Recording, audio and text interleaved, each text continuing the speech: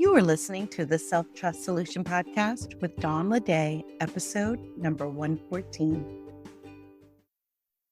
Welcome back. Today we're talking about how your inner dialogue might be quietly shaping your success in ways you don't even realize.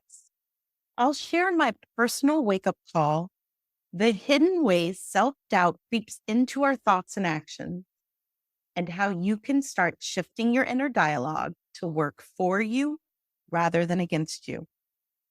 We often think self-doubt is loud and obvious, but more often it's the quiet, unquestioned thoughts that hold us back. So if you don't identify as someone with negative self-talk, but still find yourself stuck in hesitation, overthinking, or second guessing, this episode is for you. And hey, if you do identify as someone with negative self-talk, you're in good company. I applaud you for acknowledging it, and this episode may be just what you need today. We'll take a look at the moment that changed everything for me. Why self-doubt isn't always about harsh words and criticism. It can show up in much more subtle ways. How to recognize the quiet thoughts that signify a lack of self-trust, and actionable ways to shift from self-doubt to self-support and start building trust in your own decisions. How to talk to yourself matters more than you might realize. And that constant chatter in your head, it can actually become one of your greatest tools for success and support if you learn how to work with it. That's why I wrote Master Your Inner Dialogue. It's not just a book, it's a guide to help you shift the relationship you have with your thoughts so that you can move towards your goals with more ease and confidence, with a united front. Get your copy on Amazon and join Beyond the Pages, a guided walkthrough at theselftrustcoach.com. I really think you'll love it. Now back to the episode. There was a moment that changed everything for me. I had decided to sell my car to force myself to walk 2 miles to and from work. Now, the goal behind this was to get me to go to work at a normal time and to leave work at a normal time. And also just to move my body more because I was working a lot of hours and sitting at a desk most of that time. So I thought this was a brilliant idea. And on one of those walks where I was feeling pretty proud of what I had done, all of a sudden, a realization hit me like a ton of bricks. Why am I having to force myself to take care of myself? Why am I having to force myself to do something that I want to do? Work normal hours, leave work at work, and move my body. All of a sudden, that realization really brought forward all the ways that I hadn't been trusting myself. How I had a string of decisions and non-decisions and actions and inactions in my past that all illuminated one fact. And that was I had a serious lack of self-trust. And that moment is when I knew I had to change. I really wanted to trust myself.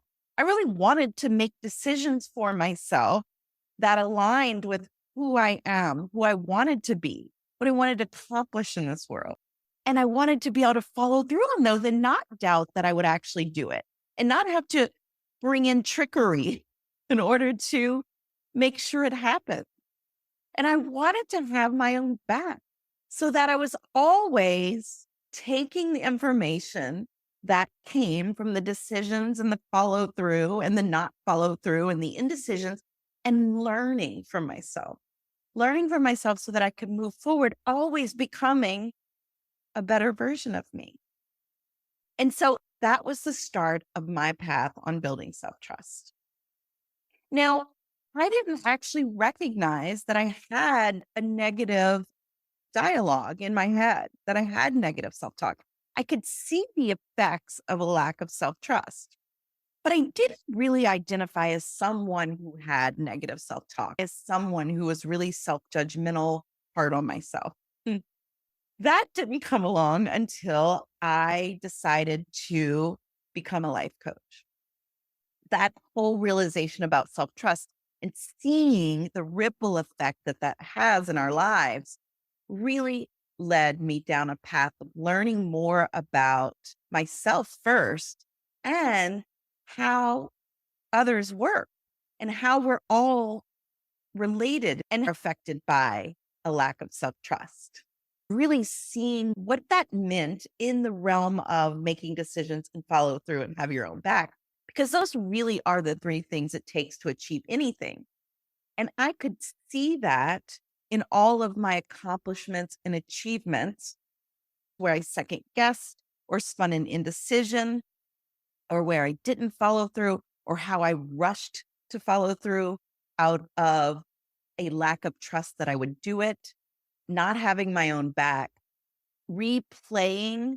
I don't know about you, but I did a lot of replaying conversations, replaying situations. I could see it clearly tied to those three skills. So, how can I use those three skills it takes to achieve anything and really hone and build my self trust? See both the effects of not having it in those three skills and the change it makes when you do. And it was beautiful and fascinating, and so much changed for me. And I knew I needed to help others in doing that. Through the helping of others, I really started to see the effect of our inner dialogue on our self trust and as evidence of a lack of it. So it can be both. It is both evidence that there's self trust lacking, which oftentimes is in these subtle and sneaky ways. And it can be so different than what we would normally believe. Like, I'm not good enough, or I suck at this, or I'll never be able to do anything. That is negative self talk that we may recognize. And if we don't say those things, we may think that our inner dialogue is fine. But often it's really much more subtle. There's this passiveness that we can do. Like when your brain offers a limiting belief and you simply nod along without question, you're not believing that you necessarily buy into that, but you also don't question it or point out its fallacy. That in itself will start to create dialogue that could be conscious or subconscious that is silently agreeing with the limiting belief or judgment. The other silent influence of inner dialogue, where it doesn't sound exactly like judgment and criticism and being mean to ourselves, is in the unanswered questions. When you let doubts like, what if I fail? What if this doesn't work? What if I can't do this? They're really innocent questions. But when we allow them to linger without addressing them, our default brain answers them. And depending on what the influence is of that default brain, it is often not going to be in your favor because most of the time, our default brain is prone to answering for safety, for comfort. So that is where we want to make sure we are deliberately answering those questions instead of the default answers that may come. Because a default answer to what if this doesn't work is many times going to be, it probably won't or it may not. And then there's just this question that spins. And then it goes and finds what I like to call friends and evidence, more questions that don't get answered. And it takes the energy of finding answers and solutions and places it in building more doubt. So, signs your inner dialogue might be holding you back are unanswered questions like, what if I make the wrong decision? Agreement with judgment, like when you casually accept a thought, like, I never follow through anyway. When there's a quiet doubt that you don't answer and it manifests in a particular action or inaction. When you struggle to commit to a goal because deep down you don't believe you'll follow through, or you're bringing up evidence from the past of when you didn't follow through on something else. When you over explain your choices to others as if needing them to really understand for you to be okay with your decision. Those are signs that your inner dialogue might be holding you back. So, how do we rework our inner dialogue and build self trust? First is to answer the questions. Instead of leaving self doubt open ended, respond to it. For example, what if it doesn't work? You can answer that with, it may and it may not, but I'll figure out how to move forward either way. You'll notice that we're not answering it with rainbows and daisies. We're not saying that everything's going to be amazing. We don't have to lie to ourselves. In fact, that is the core of self trust, is being a safe space to be honest with yourself.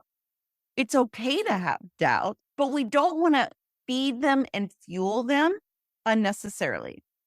The next is to challenge the judgment. Pause and ask, is this true? What else could be true? Like, if the judgment is you never follow through on that, then it's important to say, is it true that I never follow through? Like, where are some times that I've followed through? What could be another reason why I didn't? If it's not a blanket judgment on myself that I don't follow through, maybe what I find if I explore this is I wasn't ready to make that decision, or I didn't have everything I needed yet to move forward on that. Or the plan I set up for myself was too aggressive or not aggressive enough. There's so much that can be found when we explore past the judgment or the label. So pause and ask, is this true? What else could be true? Or what else is true? Because two things could be true. You could not have followed through on one thing and have followed through on many other things and still be capable of following through on something new. Next is to treat yourself like you would a close friend. Would you let them believe this about themselves? You really want to shift into a support mode. The last thing we need is conflict internally. And if we learn how to relate to our inner dialogue, we can hear it as support and not judgment. We can actually utilize our own thoughts, even the ones that we're hearing as negative, and hear them as an invitation to affirm ourselves. It's really fun to do that, by the way. Also, shifting into supportive mode is changing things like I can't, even as simple as I can't trust myself, to I am learning to trust myself and every step counts. Instead of I have to get this right, I get to figure this out as I go. The more we can shift into that supportive mode and get literally on our own side, believing, if you've heard me say this before, all of me is for me, because the truth is, it is, even those seemingly negative, critical thoughts are there trying to protect you. But because we're not having an honest, open conversation with them, it feels like it's a problem. And it feels like we have to either get it to go away or we have to push past it or ignore it. And the truth is, there's so much connection that comes when we actually engage in the conversation. We make ourselves a safe space to have open, honest communication, to share our doubts and to lift ourselves up through them, to remind ourselves of what else is true, to carry ourselves forward instead of pushing and punishing. What will you take away from today's episode? My goal is for you to get on the same side as your inner dialogue, to create a conversation, because your inner dialogue shapes your reality. Even if you're not actively critical, passive self doubt can limit your growth. Recognize the subtle signs. Look for agreement with self judgment, unanswered questions, and the way your actions reflect doubt. Answer the questions. Instead of letting uncertainty spiral, give your brain a response, even if it's I'll figure it out. Make self talk an ally, not an enemy. You don't have to silence doubt, but you can shift it into a conversation that supports you. Self trust isn't always knowing the right answer and never having doubt.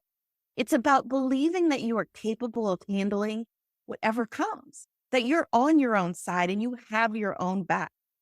And that starts with the way you talk to yourself.